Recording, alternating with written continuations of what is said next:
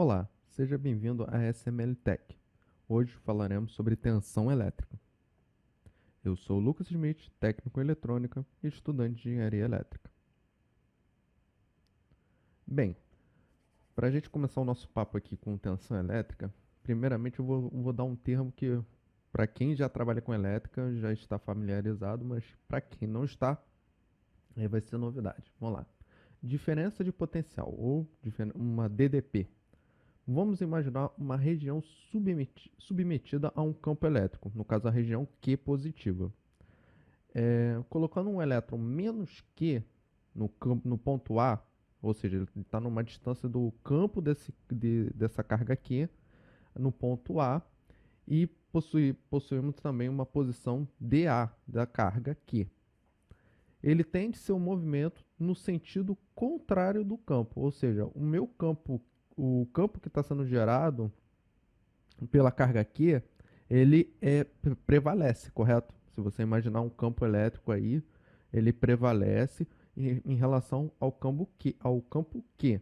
Mas o que acontece? Quando o campo Q, o menos Q no caso, ele possui também um outro campo elétrico, e esse campo elétrico ele acaba formando um outro campo elétrico onde que ele cria uma certa extensão oposta ao sentido da própria força, ou seja, são cargas diferentes, né? Então, existe uma força de atração que está sendo representada pela setinha amarela. A carga aqui, ela quer ir no sentido ao ponto B, entendeu? Mas vamos voltar aqui ao texto. Ele tende seu movimento em sentido contrário do campo, devido à força F, indo em direção ao ponto B, situando a uma distância dB da carga Q.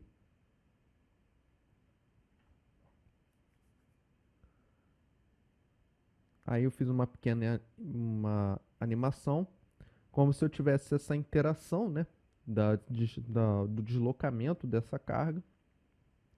Agora, a diferença potencial é como a distância dA ela é maior que dB, o potencial do ponto A é menor que o do potencial do ponto B. Se você lembrar de campos elétricos, logo na parte de eletrostática que eu dei, você vai ver que quando um campo é gerado numa carga pontiforme, que é no caso uma carga, vamos imaginar que seja a carga positiva, esse campo pontiforme, se a gente tivesse a capacidade de medir, ele vai ter um potencial elétrico diferente. É aquela constante de elétrica que você vai multiplicar pelo campo, né, dividido pela distância. Só que a distância não vai estar em quadrado, vai estar somente em distância, vai estar em metros. E ali você cria os seus potenciais elétricos, do campo, é claro, da carga. Mas vamos lá. O potencial do ponto A é menor que o do ponto B, isto é, VA é menor que VB. Ou seja, quanto mais eu vou me distanciando dessa carga pontiforme, o seu potencial elétrico vai diminuindo, como a gente percebeu também em relação ao campo elétrico, também ele vai reduzindo. Podemos concluir então que uma carga negativa move-se do potencial menor para o maior. O que ele quer dizer? Que o comportamento dos elétrons, o comportamento dessas cargas, eles meio que falaram de uma forma geral. Olha, todos os elétrons, se a gente conseguisse deslocar esses elétrons de um ponto A a um ponto B, como a gente faria? A gente simplesmente faria uma indução, né? Um ponto Q, e esse ponto Q ia fazer com que a atração desses elétrons no meu menos Q, dessa carga negativa, fossem caminhar até o meu ponto B até que eles conseguissem fazer o equilíbrio deles, né? O equilíbrio entre as cargas.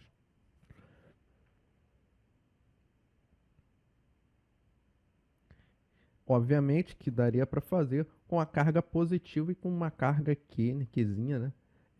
Positiva também. Se uma carga positiva mais Q fosse colocada no ponto B, ela se movimentaria da mesma direção do campo elétrico, indo do potencial maior para o potencial menor. Assim, para que uma carga se movimente, isto é, para que haja condução de eletricidade, é necessário que ela esteja submetida a uma diferença de potencial ou DDP.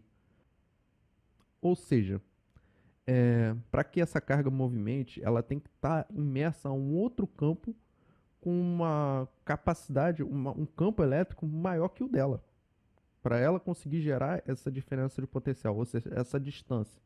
Como já tinha falado, o potencial elétrico entre as cargas, né, o potencial elétrico delas, conforme você vai se distanciando, ela vai atenuando, ela vai se diminuindo.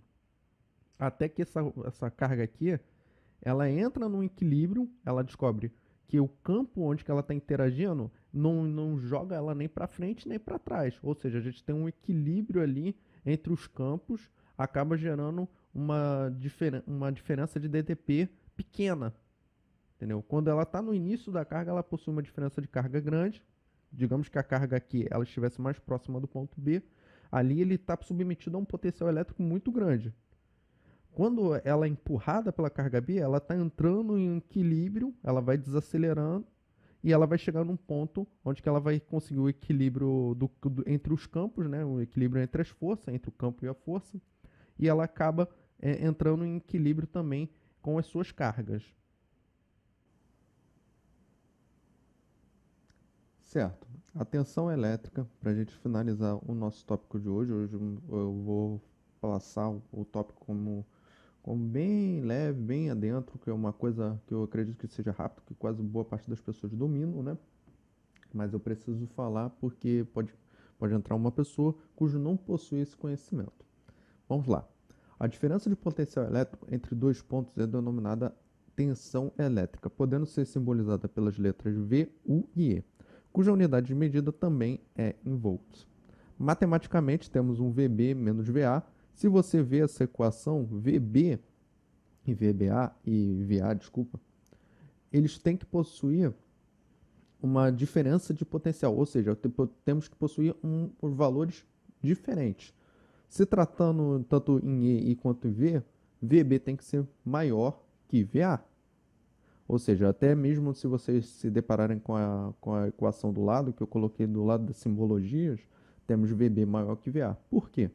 Porque a carga predominante ali em VB, positiva, vamos dizer assim, eu poderia colocar em VA tanto uma carga negativa, que isso ia acabar lhe proporcionando uma diferença de potencial também, ou eu poderia também colocar uma carga positiva no potencial negativo, né? E também gerar uma diferença de potencial. Então depende muito do fabricante, depende da estrutura da pilha do gerador, né? Bem, a simbologia nós colocamos normalmente o potencial positivo, né, da bateria, como se tratando como a simbologia com um traçado maior, né, e o negativo com um traçado menor. E temos um dispositivo, no caso eu coloquei um resistor, mas veja também como um capacitor ou até mesmo um indutor, que são dispositivos passivos e no caso eles também possuem os seus terminais, então possuímos as duas extremidades positivas e negativas. E para eu finalizar, como eu falei, os resistores, capacitores e indutores, todo dispositivo que consome uma potência elétrica, um potencial elétrico, ele é um dispositivo passivo, ele é um dispositivo receptor. Ou seja, é quando eu entro com um potencial positivo e acabo saindo com um potencial negativo. Ou, não, desculpa, um potencial menor. E, obviamente, um dipolo ativo, né, um componente gerador, seria, no caso, a bateria. Se eu colocasse uma bateria em série, seria um dispositivo ou um componente, um elemento do circuito que gera tensão, ou seja, acaba agregando, gera potencial elétrico. Ok? Então, eu acredito que seja só isso. Eu só dei um adentro aqui no vídeo para ficar só mesmo como um arquivo que foi falado também o que seria a tensão elétrica, o que seria o potencial elétrico. Ok? Então, vejo vocês no próximo vídeo.